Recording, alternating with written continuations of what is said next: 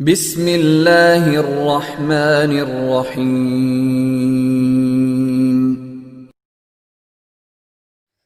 کیا مسلمان کعبے کی عبادت کرتے ہیں؟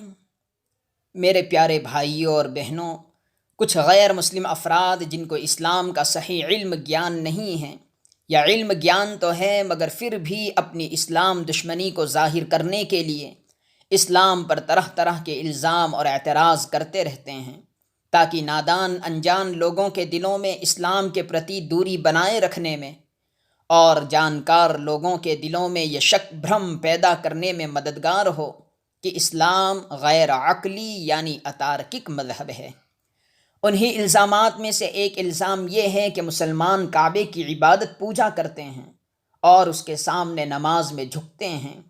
اگر آپ بھی اس بھرم سے بھرمت ہوں تو یہ لیکھ آپ کے لیے لابھدائی ہوگا انشاءاللہ۔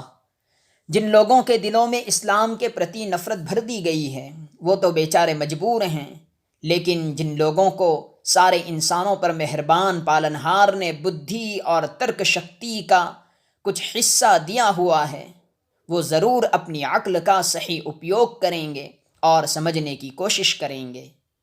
کعبہ کیا ہے؟ کعبہ اس اینٹ اور غارے سے بنی ہوئی عمارت ہے جس کی طرف رخ کر کے پوری دنیا کے مسلمان نماز پڑھتے ہیں، جو مکہ شہر میں مسجد حرام کے بیچ میں موجود ہے۔ اس الزام کی حقیقت کیا ہے؟ اس وشے میں سب سے پہلی بات آپ سے یہ کرتا ہوں کہ یہ الزام سراسر بے بنیاد اور بے وجود ہے کہ مسلمان کعبے کی عبادت کرتے ہیں، بلکہ صحیح یہ ہے کہ مسلمان ایک اللہ کی عبادت کرتے ہیں اور نماز کے دوران اپنا منہ اور رخ قبلے کی طرف کرتے ہیں۔ دلائل کیا ہیں؟ اس کے لیے ہمارے پاس بہت سے دلائل ہیں۔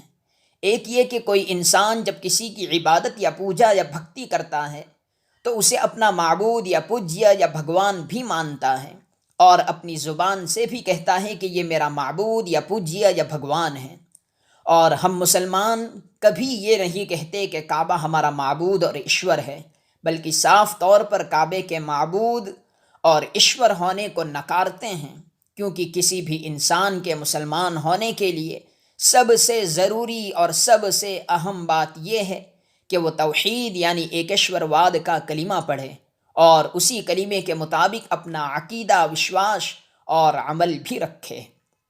توحید کا کلمہ کیا ہے؟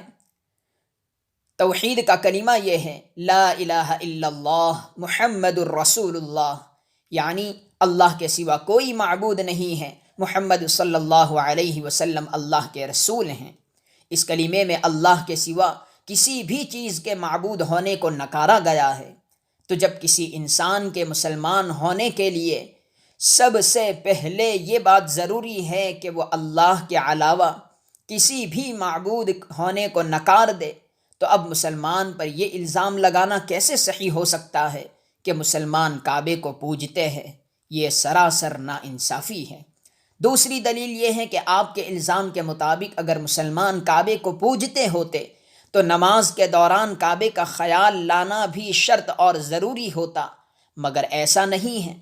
اسی لیے اگر نماز پڑھنے والے کے دل میں کعبے کا خیال بھی نہ آئے مگر منہ کعبے کی طرف رہے، تب بھی اس کی نماز درست اور صحیح ہو جاتی ہے۔ چنانچہ بہت سے مسلمان مسجد میں آ کر امام کے پیچھے نماز شروع کر دیتے ہیں اور کعبے کا خیال تک انہیں نہیں آتا، پھر بھی ان کی نماز درست ہوتی ہے۔ اس سے صاف پتہ چلتا ہے کہ مسلمان کعبے کو نہیں پوجتے۔ تیسری دلیل یہ ہے کہ اسلام میں نماز ہر وقت فرض اور ضروری ہے، چاہے کعبہ موجود رہے یا نہ رہے، ہاں مگر منہ اور رخ اس جگہ کی طرف کرنا پڑے گا جس جگہ پر ابھی کعبہ موجود ہے۔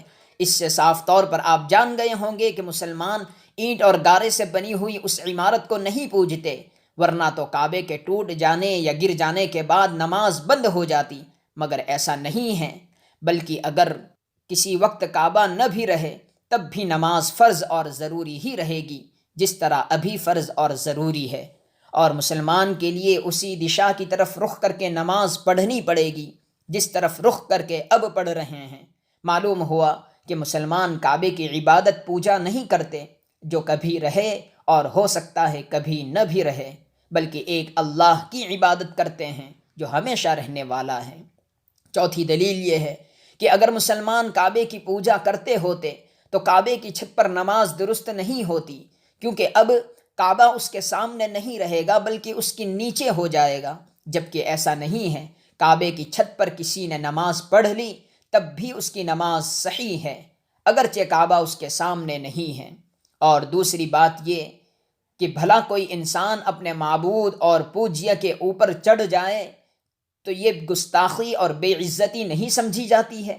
کیوں نہیں، ضرور گستاخی سمجھی جاتی ہے۔